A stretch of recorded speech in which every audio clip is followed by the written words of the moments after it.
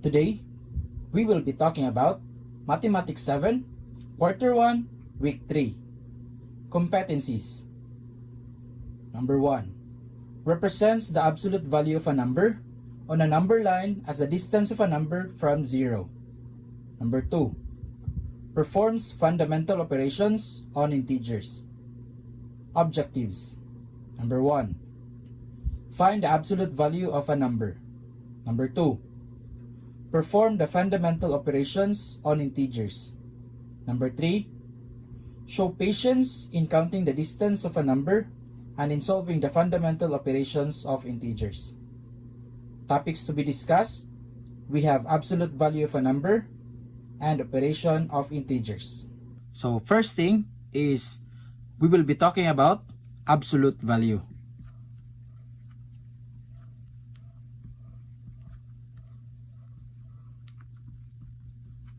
So what is an absolute value? Absolute value of a number or integer is the actual distance of the integer from 0 in a number line. So we're talking about distance from 0. So when we talk about distance, it means it is always positive. Always positive. So we can't have an absolute value of a number that is negative. So it is always positive. Absolute value is denoted by these lines. So there are two parallel lines. Inside them is the number. Example, let us solve for the absolute value of negative 2. So, to get the absolute value of negative 2, using the number line, we will start from 0. So, it is the distance from 0 to negative 2. So, 0 to negative 2. And how many numbers? Or what is the distance? 1, 2. The distance is 2.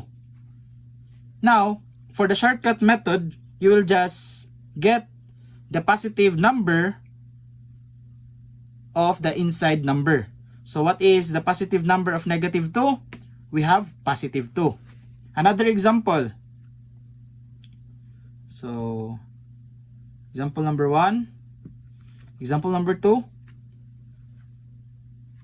What's the absolute value of negative 10? The answer is 10. How about for the third example? What's the absolute value of 7? So the inside number is already a positive 1. We will just copy that 1. So that's it for absolute values.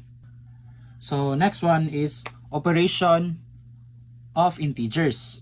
So before we can do the operations of integers, first let's recap what is an integer.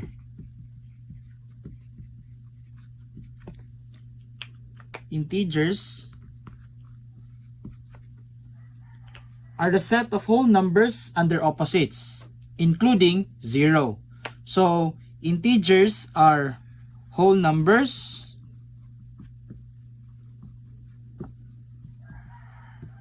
and their opposites,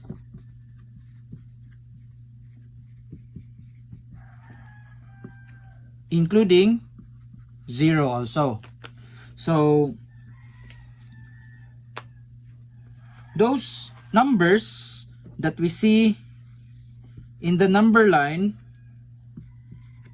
0, 1, 2, 3, 4, 5. On the left side we have the negative ones.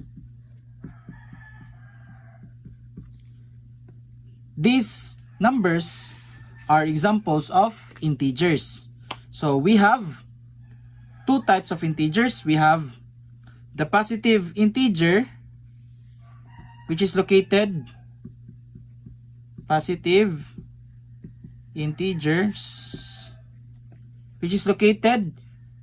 on the right side of 0. So they are greater than 0. And for the left side of 0, which is lesser than 0, they're called the negative integers.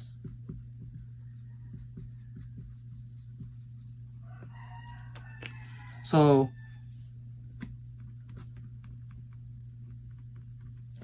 starting from 1, 2, 3, 4, 5, they are the positive integers.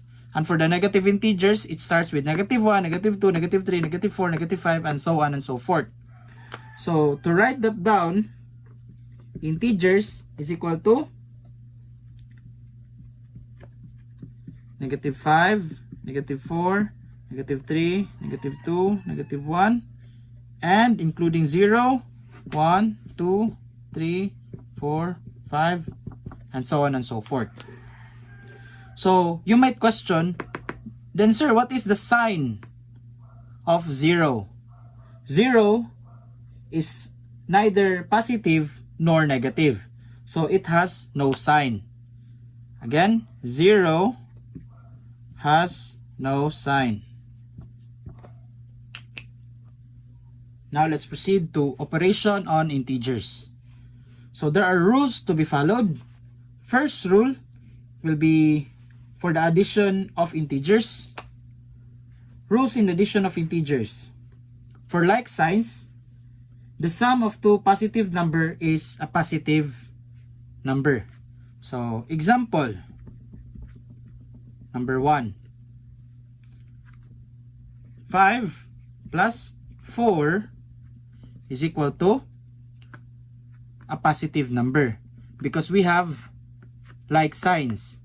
A positive number plus a positive number is equal to a positive number.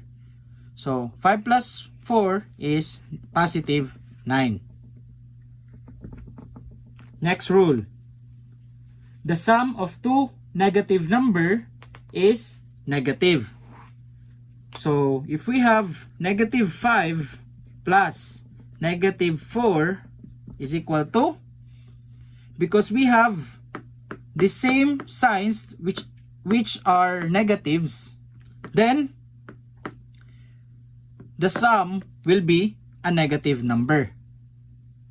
So, 5 plus 4 is 9. Again, so copy the common sign which is negative and then add the numbers. So, 5 plus 4, 9. Negative is the common sign, so we will copy negative. Number 3. For unlike signs. To add integers having unlike signs, subtract the number and copy the sign of the number with a greater absolute number.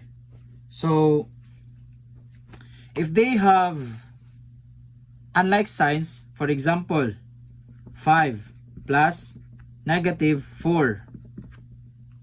So, what we will do here is, we will subtract the numbers and copy the sign of the greater number. So, because we have a positive number here and we have a negative number here, then they are unlike signs. If we have an unlike sign, then we will subtract the numbers. 5 minus 4 is 1. Next, what is the sign that to be used? We will use the sign of the greater number. And the greater number is 5. So, 5 is the greater absolute number. Then, the sign there is positive. So, our answer here is positive 1. Let's have another example. How about if we have a negative 5 plus a positive 4? So again, we have unlike signs. A negative number plus a positive number. So same rule, we will subtract the numbers. 5 minus 4 is 1. And copy the sign of the greater absolute number. So, the absolute value of negative 5 is 5, and for 4 is 4. So, which one is greater? We have this 5. And the sign for 5 is negative. So, we will copy negative sign. And the answer is negative 1. Now, let's know the rules in subtraction of integers. To subtract integers, change the sign of the subtrahend and proceed to addition. So, first, what is subtrahend? If we have this example, 5 minus 3 is equal to 2, 5 is called the minuend, 3 is called the subtrahend, and 2 is called the difference. So again, rule in subtraction of integers: to subtract integers, change the sign of the subtrahend and proceed to addition. So the sign of our subtrahend will be changed and we will proceed to addition. So for example here, 5 minus 3 is equal to 2. So copy 5, and then the sign of our 3 here is positive. We will change that one to negative and proceed to addition. So it means we will make this symbol as plus, and positive 3 will become negative 3. Proceed to the addition rule. We have unlike signs. So if we have unlike signs, we will subtract the numbers. 5 minus 3 is 2. And for the sign of our result, we will just copy the sign of the greater absolute number, and that is 5. The sign for 5 is positive, so we have a positive 2 answer. More example.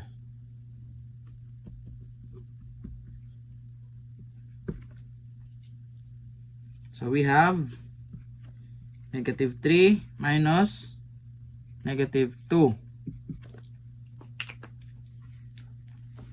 So again, we will change the sign of our subtrahend and we will proceed to addition. So, copy our minuend, which is 3. Next, the proceed to addition. So, the subtraction sign will be changed to addition. Next, negative 2 will be changed, and that becomes positive 2 is equal to. So proceed to the rules in addition of integers. We have unlike signs. So if we have unlike signs, we will subtract the numbers. 3 minus 2 is 1. And for the sign of our result or difference, or the sum, is look for the greater absolute number. And the greater absolute number is 3. The sign for 3 is negative, so we will copy 3. We will copy the sign of 3, which is negative. And the result is negative 1. Last example.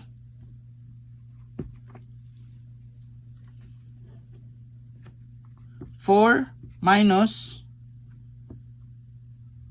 negative 2.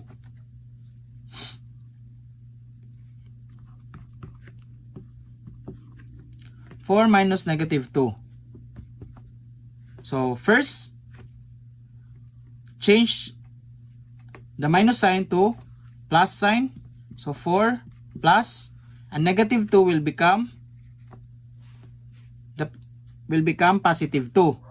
So, 4 plus 2 is 6. Now, let's have the rules in multiplication of integers.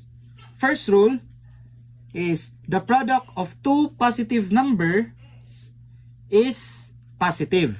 So again, the product of two positive number is equal to positive.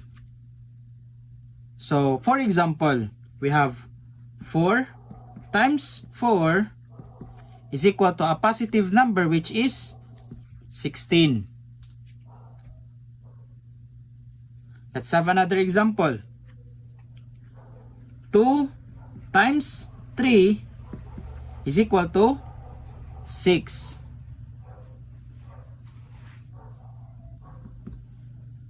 Let's have the next rule. The product of two negative number is positive.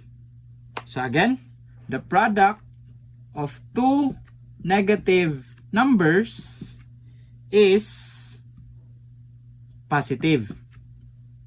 So for example, we have negative 4 times negative 4. Negative 4 times negative 4 is positive 16. So because we have the same signs, that becomes positive. Let's have another example. Negative 1 times negative 5 is equal to positive 5. Why? 1 times 5 is 5. And we have two negatives. And the result of that one is positive. So in short, if we have the same sign, then the answer is positive. Again, if we have the same sign, the answer is positive. How about if we have different signs? So the product of a positive number and a negative number is negative. So if we have negative times a positive, the answer is negative. And if we have a positive times a negative, the answer is negative. Example, we have negative 3 times positive 2, the answer is negative 6. 3 times 2 is 6. And because the signs are not the same, we will have a negative sign. Next example is positive 4 times negative 5. So, multiply the numbers. 4 times 5 is 20. Because we don't have the same signs, then the answer is a negative. Again, so for multiplication of integers, if the signs are the same, positive, positive, negative, negative, the result is positive. And if ever the signs are not the same, like negative times positive, positive times negative, the result is always negative. Now, we will proceed to the rules in dividing integers. So the rules in dividing integers is the same rules that is being applied to multiplication of integers. So it means the quotient of two positive number is positive. So if we have positive number divided by a positive number, then the answer is positive. And the quotient of two negative number is positive. So if ever we have a negative number divided by a negative number, the answer is positive. Example, for positive divided by positive is equals to positive. 4 divided by 2 is equal to a positive number. Positive 4 divided by positive 2 is equal to a positive number that is equal to 2. How about for negative divided by negative is positive? Negative 10 divided by 2, negative 2 is equal to a positive number. So, 10 divided by 2 is 5. Because we have the same signs which is negative, the answer is positive.